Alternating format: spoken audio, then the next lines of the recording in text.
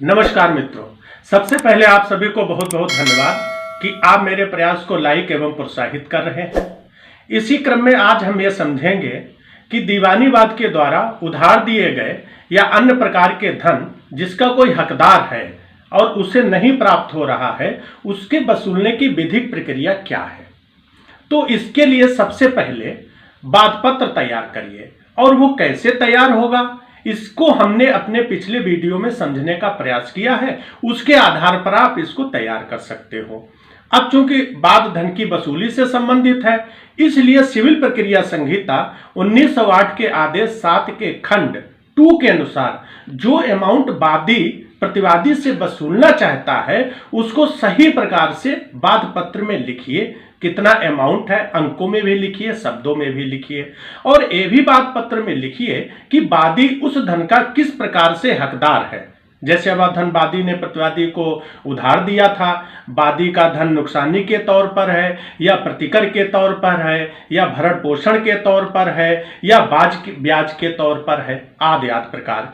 क्योंकि इससे court fees act 1870 की धारा 7 के खंड 1 और 2 के अनुसार दावे का मूल्यांकन तय होगा, जो दीवानी न्यायालय के आर्थिक क्षेत्राधिकार को तय करेगा। और यह भी तय होगा कि उस पर कितनी कोर्ट फीस लगेगी।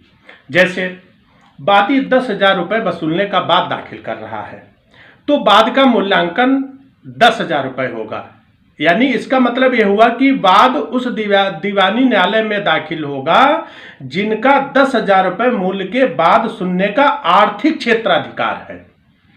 चूंकि दीवानी न्यायालय के आर्थिक क्षेत्राधिकार अलग अलग होते हैं।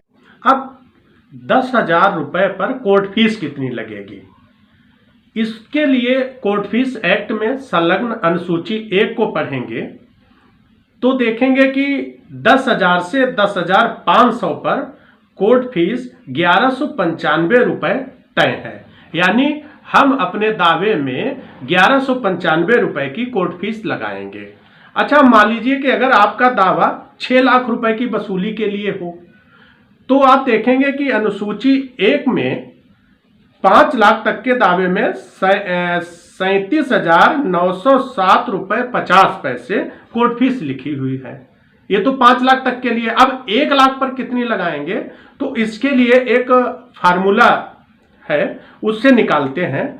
तो आप क्या करेंगे कि 1 लाख रुपए को 75 से गुणा करेंगे और फिर 1,000 से भाग देंगे तो आएगा 7,500 रुपये। अब क्या करेंगे कि 37,907 रुपये 50 पैसे में ये 7,500 रुपये जोड़ देंगे तो हमारी कोर्ट फीस आएगी 45,407 रुपये 50 पैसे, जो हम अपने दावे में लगाएंगे। अच्छा, अब एक चीज और देखेंगे अनुसूची 1 में कि 40,000 रुपये के लिए कोर्ट फीस 3,407 रुपये 50 पैसे लिखी हुई है।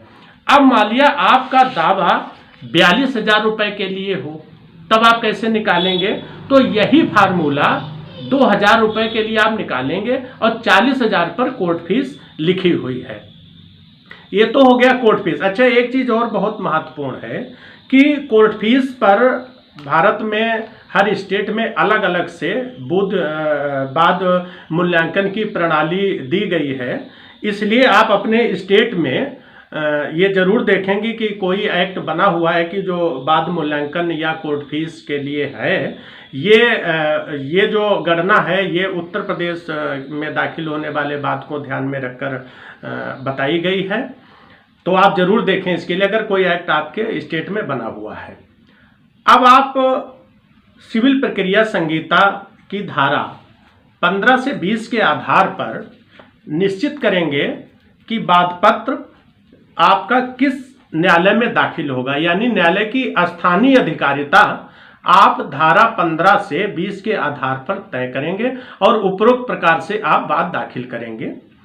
जैसे सिविल प्रक्रिया संहिता की धारा 16 के अनुसार अचल संपत्ति के प्रति किए गए दोष के प्रतिकर के लिए बाद उस दीवानी न्यायालय में दाखिल होगा जिसकी स्थानीय अधिकारिता के अंदर अचल संपत्ति स्थित होगी।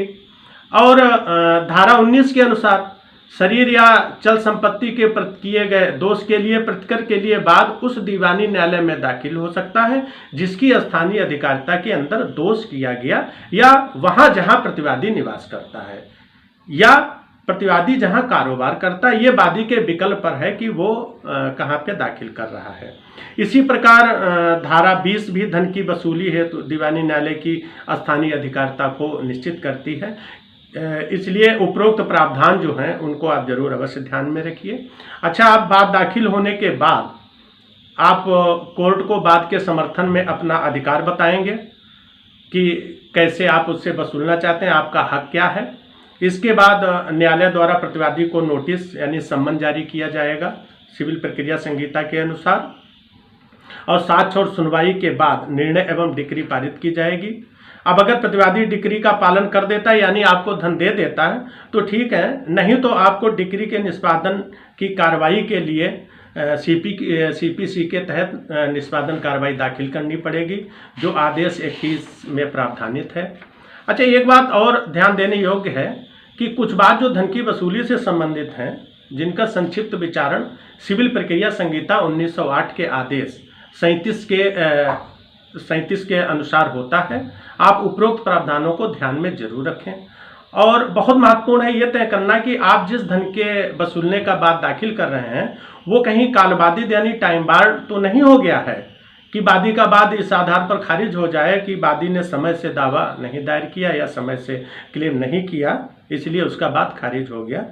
इसके लिए लिमिटेशन एक्ट के प्रावधानों एवं उसमें संलग्न अनुसूची को जरूर में ध्यान रखेंगे।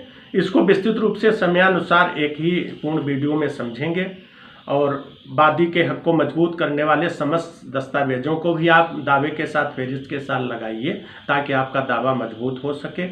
इस प्रकार हमने देखा कि कैसे एक वाद पे कोर्ट फीस लगाएंगे, उसका मूल्यांकन करेंगे जो धन की वसूली से संबंधित वाद है। स्थानीय अधिकारिता भी तय होगी कि कैसे किस स्थानीय न्यायालय में उसको दाखिल किया जाए। मित्रों, आज के लिए इतना ही। विधिक सलाह लेने के लिए आप हमारे चैनल की मेल आईडी पर समस्या लिखकर भेज सकते हैं। समयानुसार हम BK फार्म में वीडियो के माध्यम से समझेंगे और समयानुसार मित्रों के इच्छित विषयों को भी समझने का प्रयास करेंगे। इस चैनल के माध्यम से अगर हम इसी तरीके से आपके लिए काम करते रहें तो हमारे चैनल को लाइक और सब्सक्राइब जरूर करिए और जो वीडियो के नोट्स हैं जिनमें एक्ट और धारा का वो है तो इसको क्रम वाइज से हम प्रयास करेंगे कि हम अपने किसी माध्यम यानी फेसबुक वगैरह पे डाल दें ताकि आप उसको वहाँ से कॉपी कर सकें, सुरक्षित रख सकें। और एक बात और है कि वीडियो देखने के समय अगर हमारे साथ ही अगर आप एक्ट को पढ़ते हैं या एक्ट को देखते हैं जिनमें जो धाराओं का वर्णन आता है तो बहुत अच्छा रहेगा, आपकी आगे बहुत इसमें मदद होगी। यानी नोट्स बनाते हुए चलेंगे तो बहुत अच्छा रहेगा। वीडियो देखने के लिए जो कीमती समय आपने दिया उसके लिए आपका बहुत बहुत धन्यवाद।